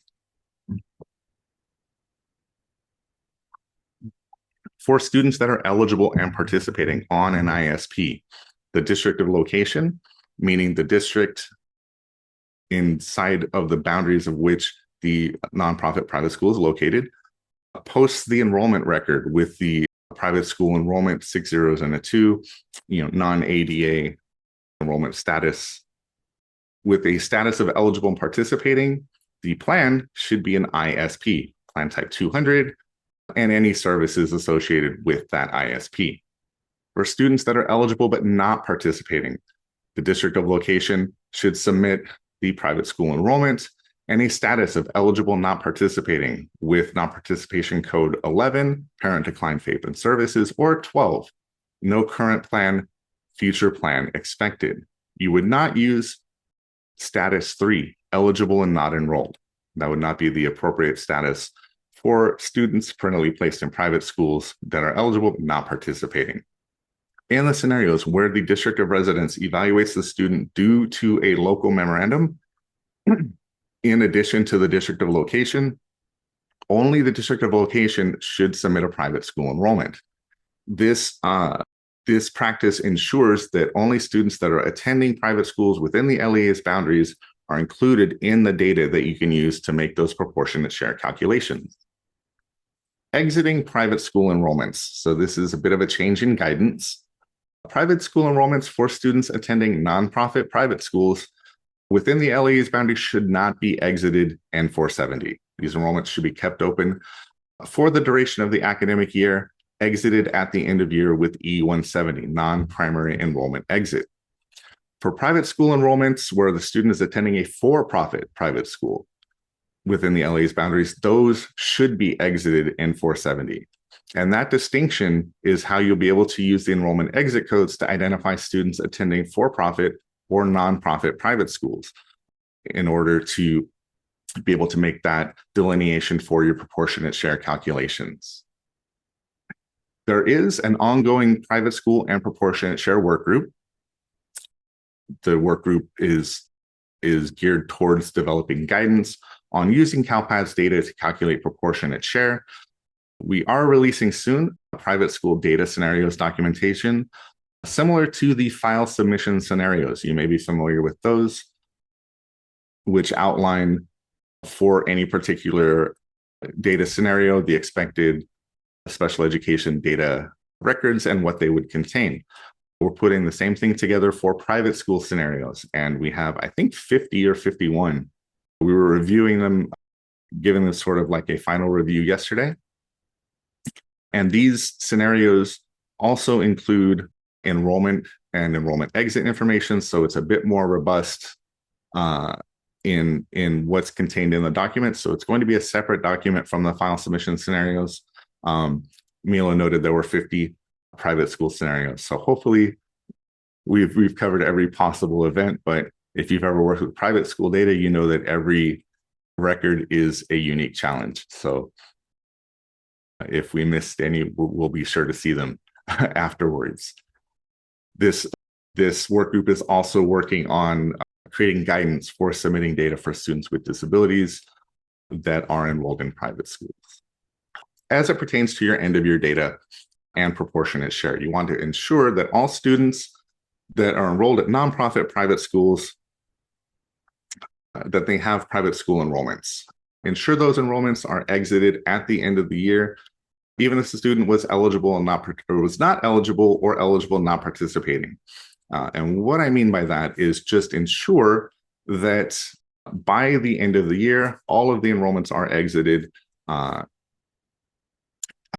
whether the student was eligible, not eligible, eligible, not participating, enrolled in a for-profit or nonprofit private school. Doing these things ensure that this data will appear on report 16.23, which is what you will be able to use to make these proportion share calculations. Okay, monitoring report 16.21, late plan reviews and reevaluations. The monitoring report 16.21 is and has been useful for identifying students that were included in your annual determination letter. So remember, for timeline monitoring purposes, we look at students that are enrolled, eligible, and participating on census day whose plan review or reevaluation timeline is overdue. So there was a change this year where instead of LEAs needing to use 16.21 or some other methodology to identify the students that were a part of this timeline noncompliance, we provided the SSIDs to CELPA so that they could distribute it, and LEAs could identify specifically the students they needed to address when it came to timeline noncompliance. However, if you would still like to use report 16.21 to identify and monitor those students, particularly since we had only sent those SSIDs out on a monthly basis, maybe you want to be more proactive or see your data more frequently, you can use this report. You're going to generate 16.21 as of today, filtering only for those overdue monitoring categories, overdue plan review, overdue reevaluation with or without a pending record. And choose yes for the student enrolled on most recent census. You'll download that as a CSV. And then to find the students that were overdue on census day, because there is no data element in CALPADS or in this report that will tell you that they were enrolled, eligible, participating, and overdue on census day, you'll need to use a different data element that is provided in this report, and that would be the days elapsed since late column. Days elapsed since late tells you how long the meeting has been overdue, essentially. And so you would just need to make that calculation from census day to the day you're running the report to know the number of days. For example, from census day to May 11th was 222 days. So when looking at 16.21, if you generate it as of May 11th, you're looking for days elapsed since late values of 222 or greater. That tells you that the timeline has been overdue since census day at least.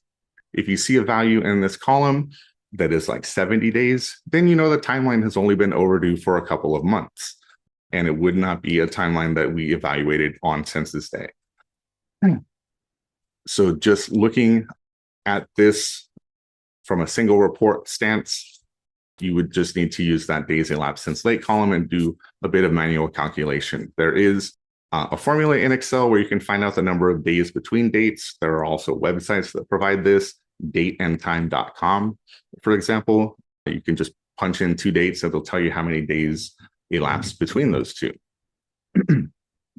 But again, this is only part of the ways that you can monitor these students. When we pull the data and provide those SSIDs to CELPA, that is also another avenue that you can use to identify and correct those timelines. Alexandra, 11, question 1, is timeline noncompliance monitored as part of end of year 1, or is this just monitored during fall 1? Some timelines are captured at the end of year. For example, the Part B 60-day timeline for initials, the third birthday timeline for students transitioning from C to B, the timeline that requires the transition elements to be in the plan for students by the time they turn 16. Those are all informed by end of year data. In fall 1, it's not necessarily monitored or collected as part of fall 1. It's just that's the time that it is pulled, and we use census day enrollment as the sort of targeted monitoring date, just because it is sort of like that snapshot in time of your data. And then moving forward from that, we typically look for students that were overdue on census day and are still overdue by the initial certification deadline for fall 1 early in December, and then just continue from there. So usually the monitoring, the data will come out in February. Some of it is as of census day, some of it is live right then, some of it is end of year. It would just depend on the specific timeline. Potential causes for late meetings in CALPADS. Last year, when we sent out the annual determination letter, we were asked to work closely with LEAs that had 100 or more instances of timeline noncompliance on the ADL. We wanted to work directly with them, with their data, hands-on, to see if we could identify any potential root causes, reasons why they had so many instances of timeline noncompliance.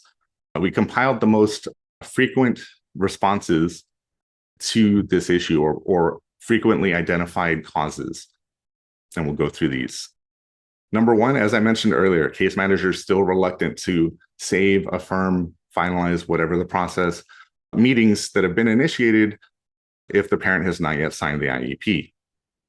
Again, meetings and plans are completely separate, so reporting a meeting record to show that you've met the statutory timeline doesn't require a parent accepting the plan.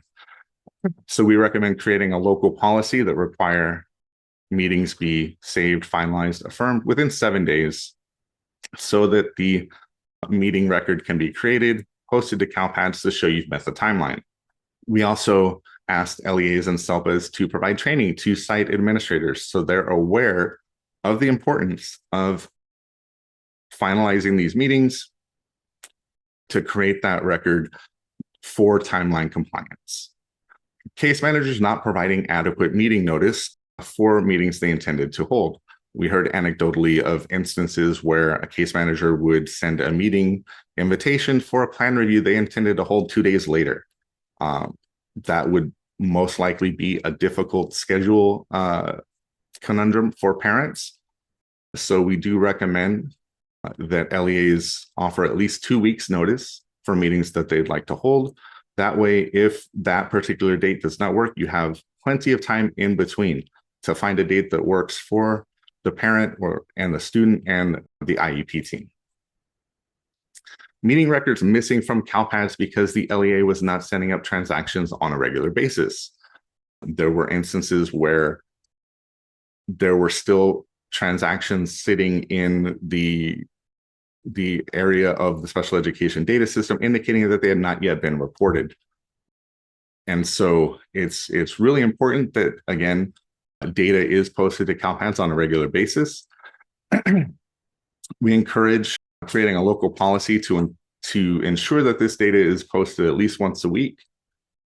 We do realize that could vary depending on your student population. If you have 10 students with disabilities, sending up data on a weekly basis might be unnecessarily frequent. If you have a large student population, weekly might not be frequent enough. So again, find a tempo that works for your data and your LEA.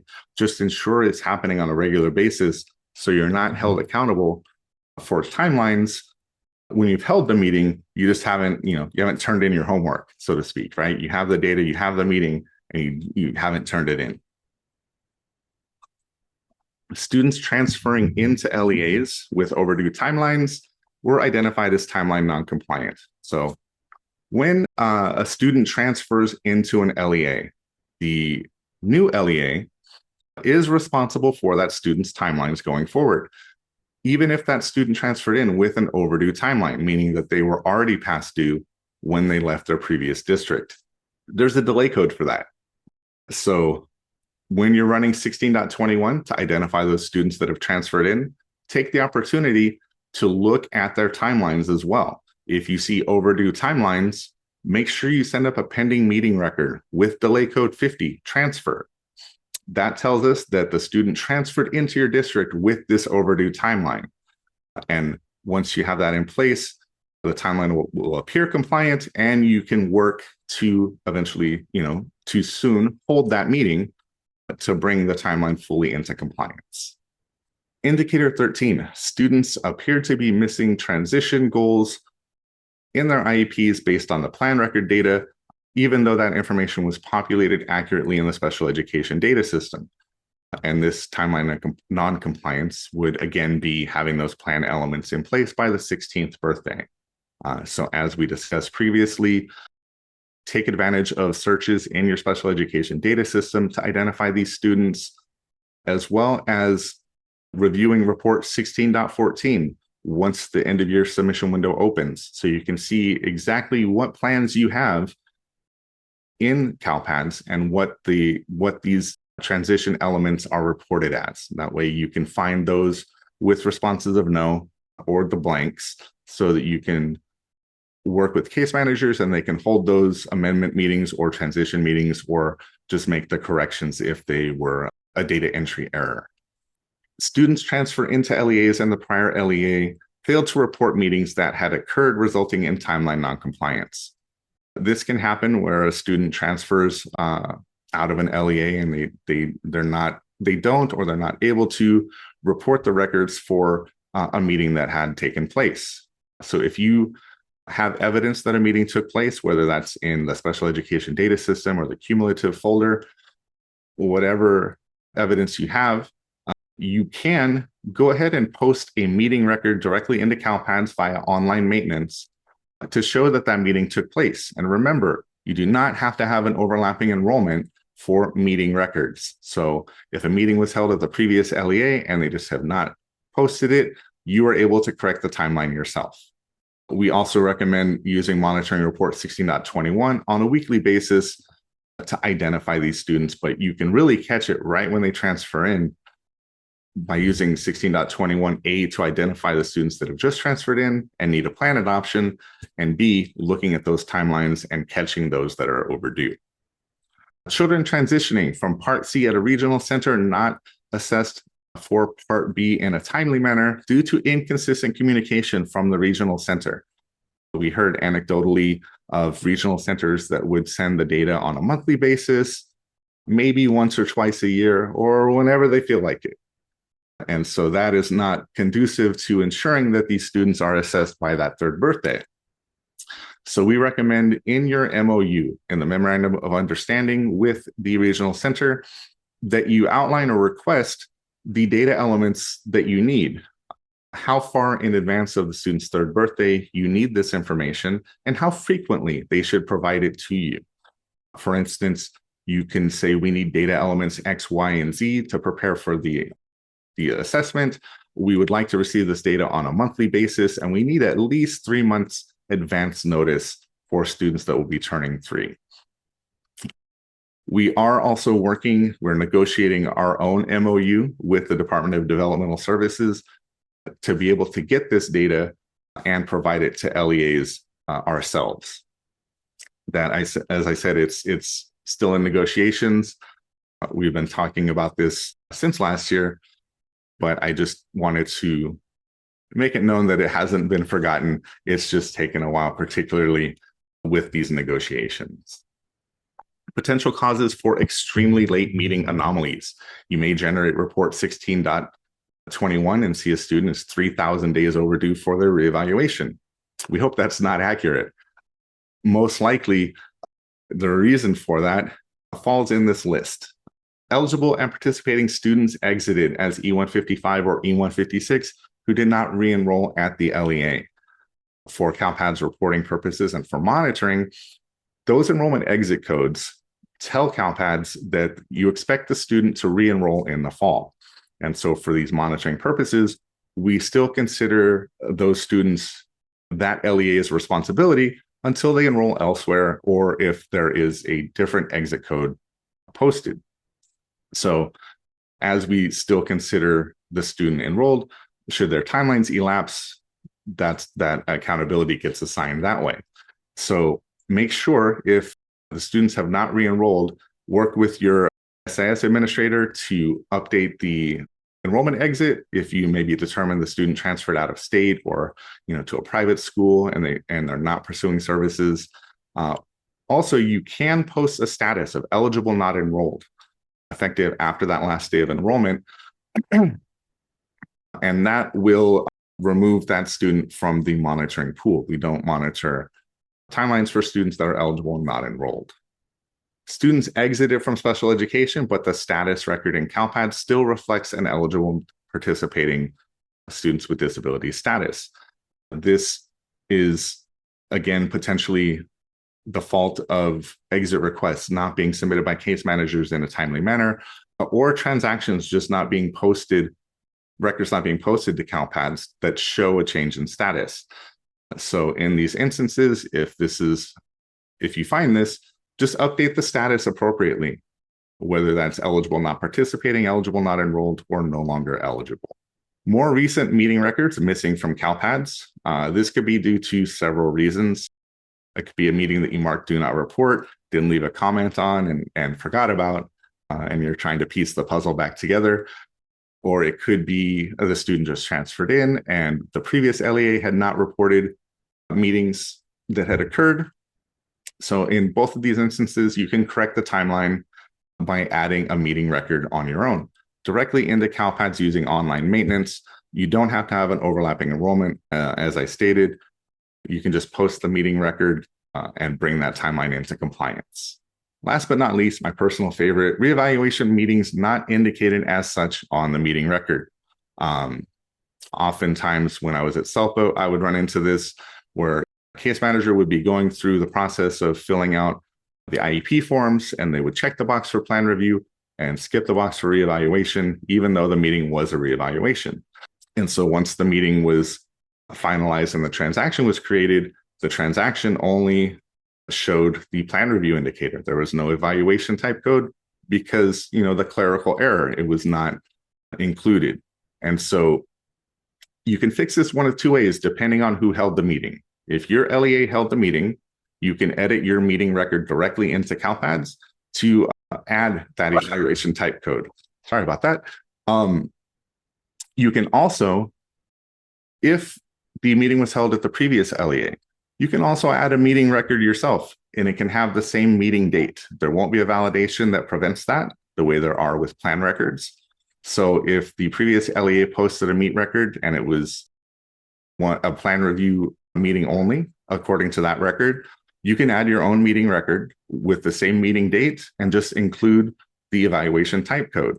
When that's posted to CalPADS, we'll see both meeting records and the timelines will be compliant according to that data. Prong 2 for your annual determination letter. On April 9th, we pulled the meeting data again, and these were findings of noncompliance that were sent to LEAs. LEAs are accountable for those students that were enrolled, eligible, and participating on Census Day, whose plan review or reevaluation timelines were overdue on Census Day. And those students are still enrolled at the LEA, and those timelines are still overdue according to the data in CalPADS. These corrections are due and must be reflected in the system by June 30th. Again, these are due by June 30th. If there are any remaining overdue timelines, that will impact your monitoring assignment or your monitoring consideration. There will also be a letter to superintendents. So in order to avoid that, be sure you're addressing these findings of noncompliance and getting those changes in by June 30th. Martha asks, question 1, what IEP meeting should be listed first if both annual and tri are due? I'm not quite sure what you mean by listed first. A meet record can include the plan review indicator and the evaluation type code to show that it is both types. So if you want to add a comment to your question to expand on what you mean by listed first, I can hopefully address that and add more information. What code goes first where? Where would this code be entered? Is it in CalPADS? Is it in your local system? But really, for either case, it would not matter. I can't think of a situation where it would matter which code appeared on the transaction or which meeting was posted earlier. If I'm understanding your question, it shouldn't matter in which order. I guess if you're holding the IEPs, you mean entered into your special education data system. To my knowledge, there is no order or priority between those two meeting types. Either could be first. Yvette, are we penalized if a reevaluation was held late without cause by the previous school? No. Meetings that were held by the previous school district, you will not be assigned a responsibility for those meetings, whether they were held on time or held late. Back to report 16.21, you can also use it for monitoring your current timelines. Generate the report as of today, download it in a CSV, filter for those overdue monitoring categories, and also look for meetings that were held late. with a meeting delay code of 90 or a blank delay code.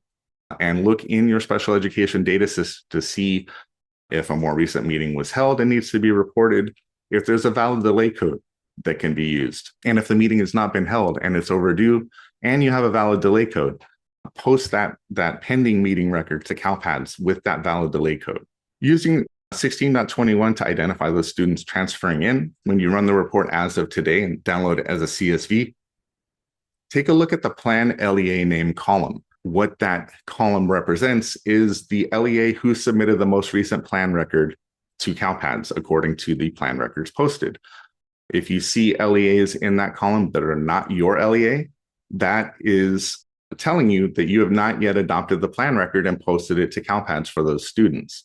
So when you see that, you know which students you maybe need to request the special education data system record for, or just ensure that that plan record was adopted and posted to CALPADS.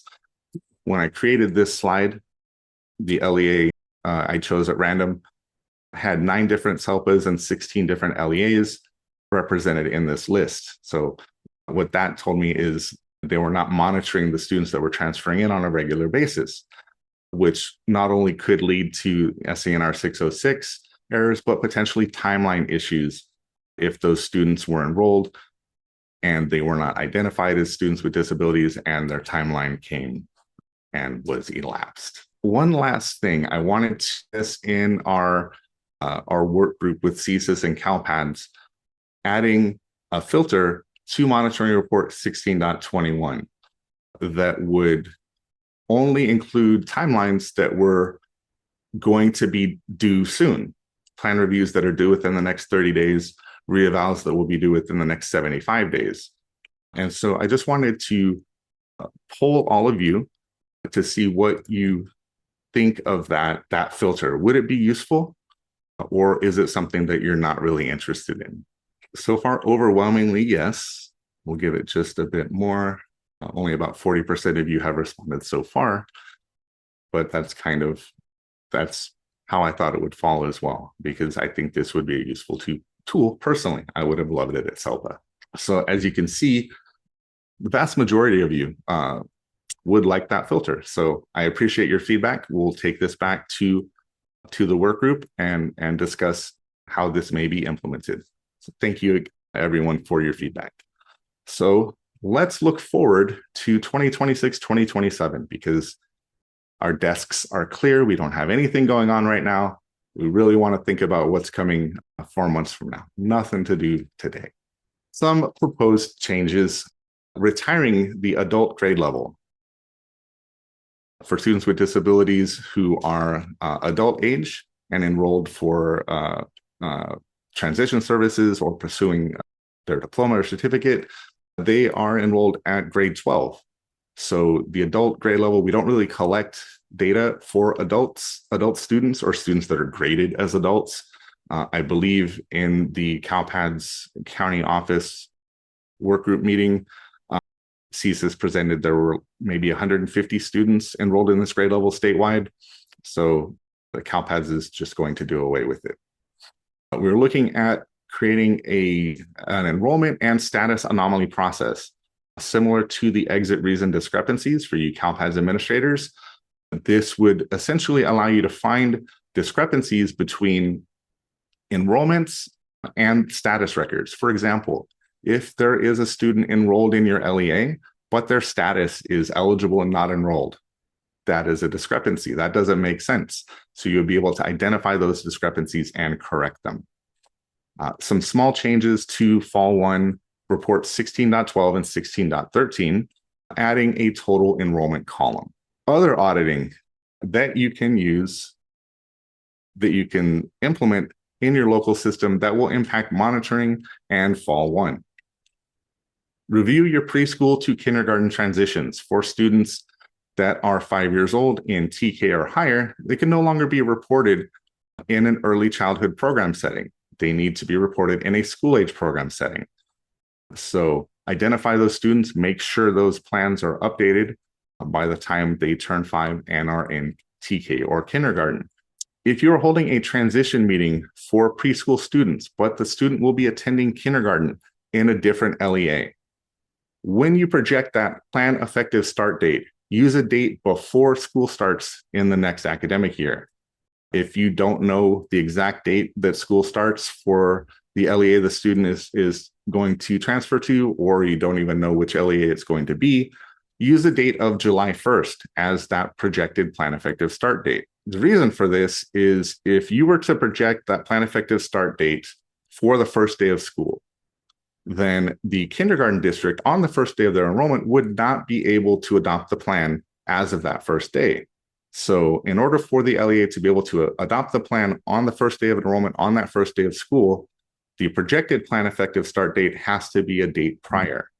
You can only have one plan record for any date. So to ensure that the future LEA is able to adopt that plan once the student enrolls and once school starts, use a date before the school year begins. If you don't know, July 1st it works perfectly fine.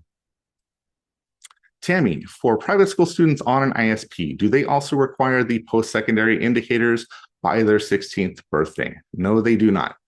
Those indicators are only monitored and collected for students on IEPs. Review the Gen Ed participation percentage. Look at the time in a Gen Ed classroom. Review by case manager. I would see often where the wrong value was input in the ed settings page of the IEP. The case manager intended to indicate the student was in Gen Ed 90% of the time, but they either put the wrong value in or put the value in the wrong box, and the data reflected the student was in Gen Ed 10% of the time. So they kind of just transposed what they were trying to enter. I found that this would happen over and over again for the same case managers. If they made this mistake once, it was likely muscle memory and they were going to do it again and again. So if you do find that, be sure to check the rest of the case manager's caseload to ensure it isn't a mistake that they've repeated on every plan. Take a look at the values. Have your SDC teachers enter Gen Ed participation values that are really high. Have your speech language pathologists enter Gen Ed participation values for their speech-only students that are really low. That doesn't mean they're wrong, but it's unlikely, so it's worth investigating. Populating degree of support. I bet you wish we were done talking about this. Degree of support is required for students with disabilities that are school age, meaning they're 5 years old in TK or higher, on IEPs with particular primary or secondary disabilities. Because this data was missing for 34,000 students by the end of Fall 2, CalSAS CTC cannot use the data for monitoring. We are going to implement validations that enforce populating this data. It will be a fatal error. I don't know. I don't think the fatal will make it into end of year, but certainly for Fall 1, it will be a fatal error, and it will look back further just to ensure that it catches every plan record.